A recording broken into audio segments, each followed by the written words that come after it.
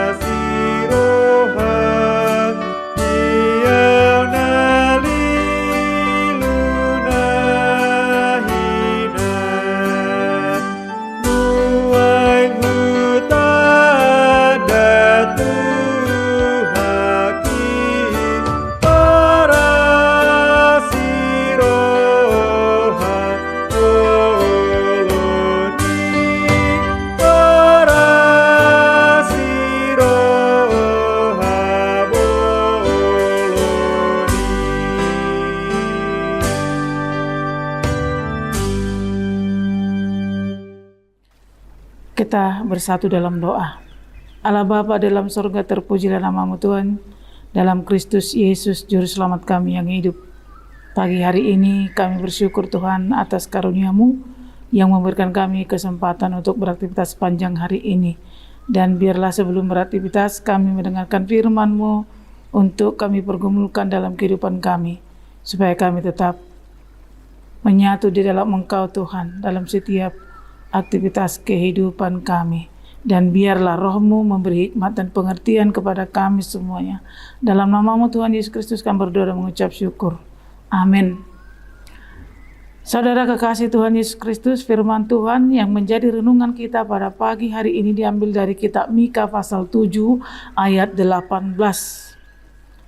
Begini dikatakan, "Siapakah Allah seperti Engkau yang mengampuni dosa dan yang memaafkan pelanggaran dari sisa-sisa miliknya sendiri, yang tidak bertahan dalam murkanya untuk seterusnya, melainkan berkenan kepada kasih setia." Demikianlah dikatakan dalam nats tersebut. Saudara kekasih Tuhan Yesus Kristus, kita tahu bahwa Allah itu adalah panjang sabar dan maha pengampun. Dan berbicara soal pengampunan, Allah memang menyediakan itu tanpa batas kepada manusia.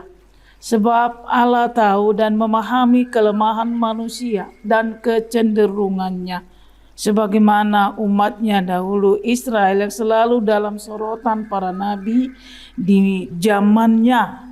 Dan mungkin itu sampai saat ini. Seperti pada kitab Mika dalam pasal 7 yang menceritakan bahwa orang saleh sudah hilang, hampir tidak ditemukan lagi, dan orang-orang jujur yang tidak ada lagi. Manusia saling menjatuhkan dan saling mengintip, saling menjebak dan terlatih berbuat jahat.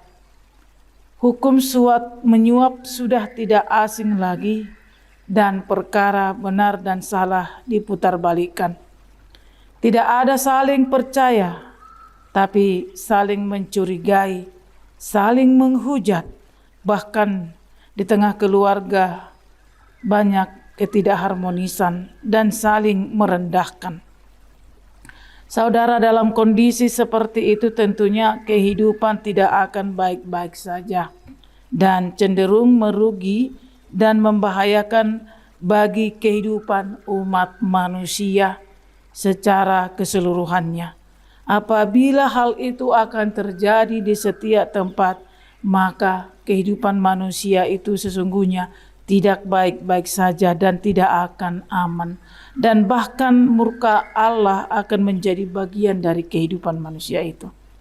Namun dalam hal ini, dalam kitab Mika, dalam doa dan himbauan para nabi untuk datang ke hadapan Allah dan bertobat, ketika para nabi menyerukan suara pertobatan, itu akan mendatangkan harapan baru dan merupakan suatu kehidupan yang memang benar-benar menjadi bagian dari perhatian daripada Allah. Sebab ketika para nabi bekerja dan melakukan doa yang begitu kusuk dan terus menganjurkan perubahan dan pertobatan, dan dalam hal ini firman ini adalah doa yang disampaikan oleh Nabi Mika untuk meminta keampunan kepada umat itu.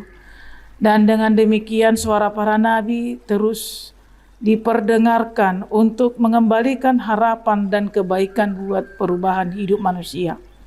Dan Allah akan mendengarkan para hambanya, para nabi yang telah Dia utus untuk mengarahkan hidup manusia untuk lebih menyadari akan kekeliruan. Jika sebenarnya apabila manusia melakukan hal-hal sedemikian, bahwa yang dirugikan adalah manusia itu sendiri. Dan jika hal itu tidak diubah, maka kehidupan manusia akan dalam bahaya.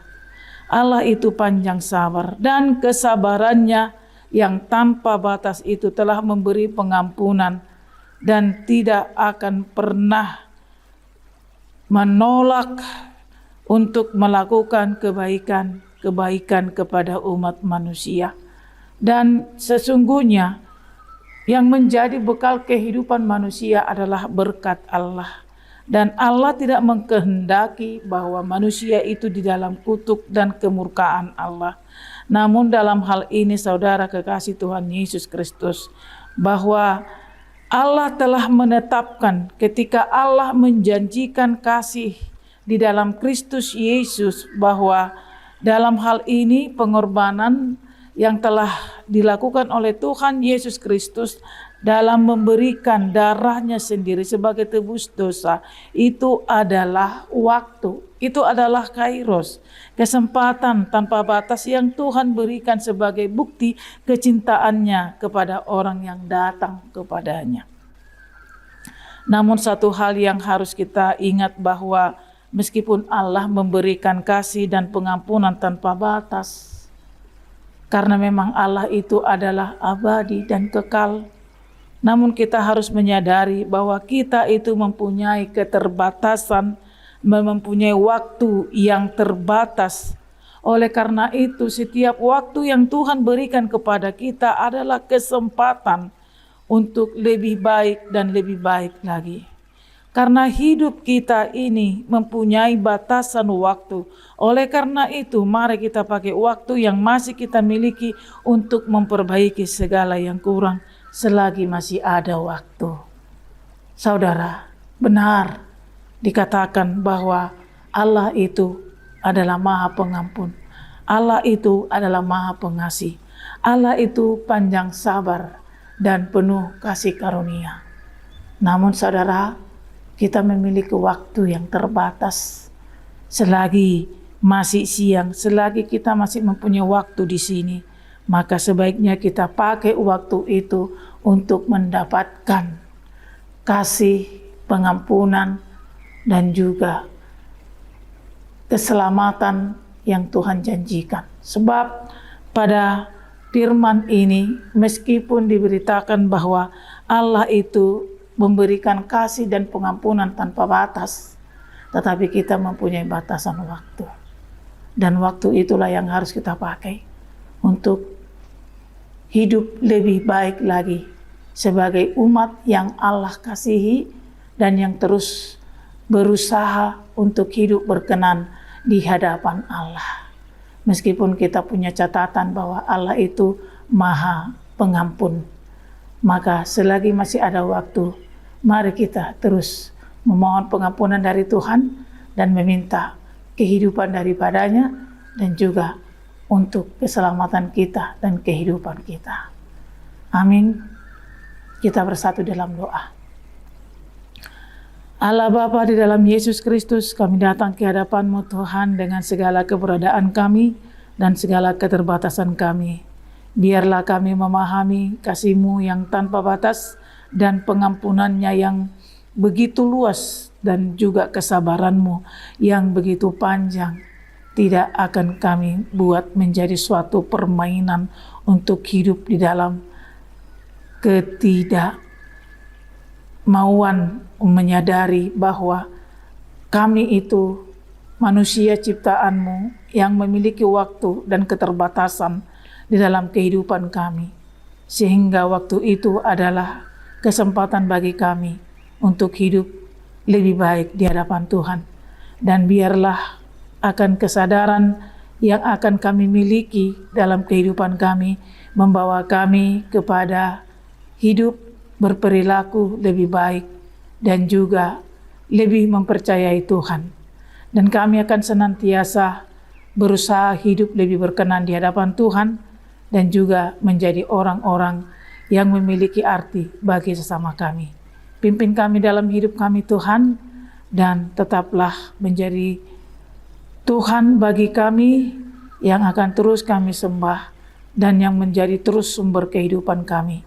Kami akan terus menjadi orang yang kuat dan bersemangat dan terus berpengharapan sebab Engkaulah Tuhan dan Allah kami dalam Kristus Yesus Juru Selamat kami yang hidup. Terpujilah nama-Mu Tuhan dan berkatilah kami dan seluruh orang-orang yang percaya kepadamu tetap menjadi saksi bagi kemuliaan-Mu. Dalam nama Tuhan Yesus, dengarkanlah doa kami ini. Amin. Demikianlah renungan kita pada pagi hari ini. Kita bertemu kembali pada renungan berikutnya. Tuhan Yesus memberkati kita semuanya. Shalom.